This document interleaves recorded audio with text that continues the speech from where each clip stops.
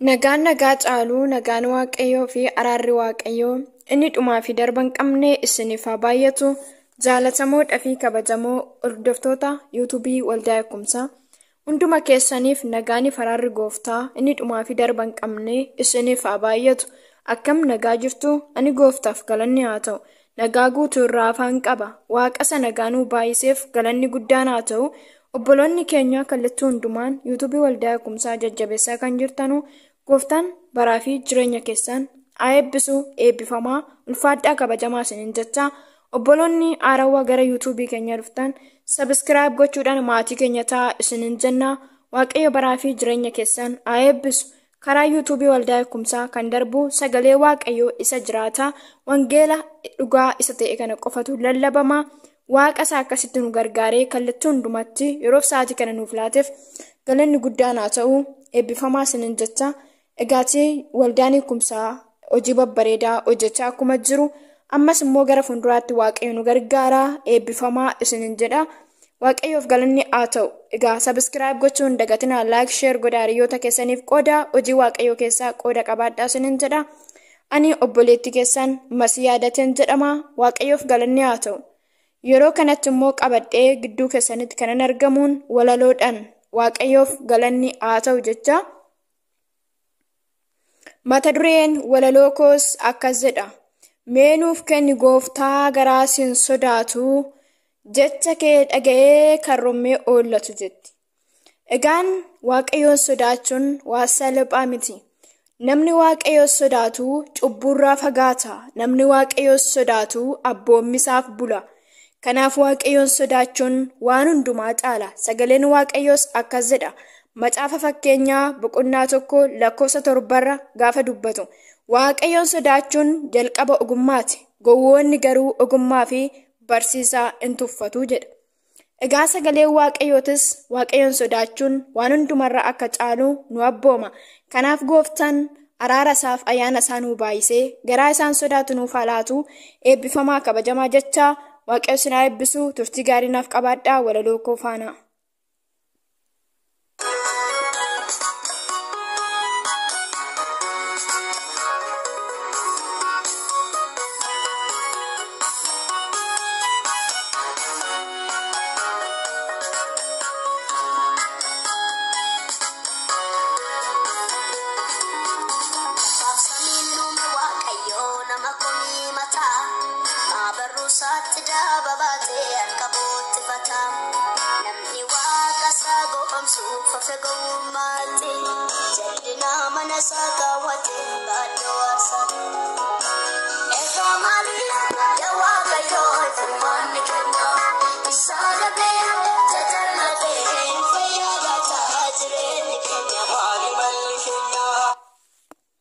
Walaloon kun walaloo hafuuraati.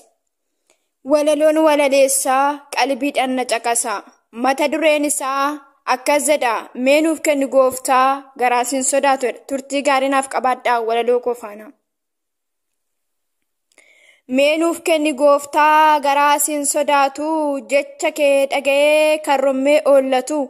Siin sodaachuu dadhabnee sodaan kee nu keessaa dhibee, arra beekaaf wallaalaan imimmaansaa coccobee. Siin sodaachuu dadhabnee garaan keenyas didee, nuuf kenni yaa waaqayyoo garaa siin sodaatume. Maaloo akka hin taane bor warra jedhan wayyoo, siin ga'e nuun jedhii nurraa kaasileeyyoo. Maaloo akka hin jennee bor warra jedhan wayyoo, siin ga'e nuun jedhii nurraa kaasileeyyoo. Nu oolchi adaraa gubachuu si olii wawwaannaa bara bara, garaan keen jabaatu nuuf godhi araara. Suma qofatu dadhabaa gargaara. Dukkanna moommatee dhaloota kan nyaate, adaraa nun dhiisin garaan kee jabaate. Dukkanna moommatee dhaloota kan nyaate, adaraa nun dhiisin garaan kee jabaate. Adaraa nun dhiisin garaan kee jabaate. Nu gargaari yaa gooftaa sitti yanna nutoo, namni siin sodaannee dhumni isaa badiidha. Oduun siin sodaannee waliif abboomamnaa, jecha kees hubachaas walirraa baranna. Waliif abboomamuun hundumarra caalaa, meessumaaf jiraannaa nu gargaara adaraa. Waliif abboomamuun hundumarra caalaa, meessumaaf jiraannaa nu gargaara adaraa. sagalee kee barachuun hundumarra caalaa maaloo akkan taane hundumtuu wallaalaa harka keenya qabi nu gargaar adaraa harka keenya qabi nu gargaar adaraa bineensa jalatti gooftaa nun dhiisinii biyyi lafaa yoomuu niif diina keenya ta'uu nuuf hin galle malee isa dhaloota nyaate oduma dhageenyu sagalee kee hundumaa akka dhageenyes taaneem gurri keenyas duudaa otuma dhageenyu sagalee kee hundumaa akka dhageenye taaneem gurri keenyas duudaa.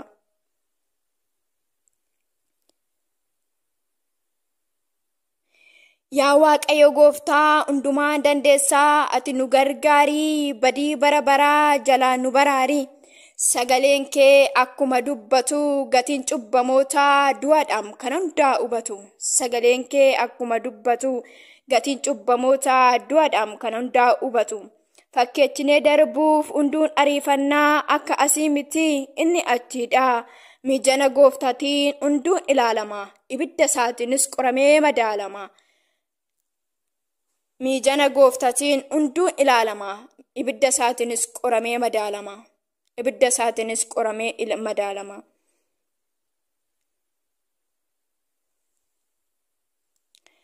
Dhiiga keetti qoosnee irra kan dhaabbannee jecha kee abboomamuu maalumaaf dagannee lapheen keenya jabaatee nuti sorma sitti taanee bakkee yoo nu laalaniif fakkaanna kiristaanaa keessi keenya onee maalumaan madaalamna.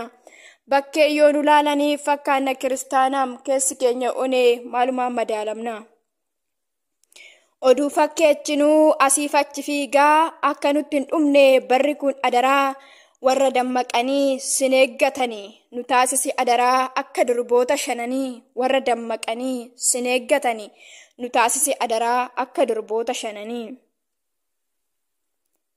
In dandeessa hundumaa ijji kees ni argaa gurri kees dhagaa cubbuun keenya gooftaa nuuf si gidduu dhaabbate baay'ee nu rakkise kakuu keenya kunoo lafarra harkisee baay'ee nu dhiphise.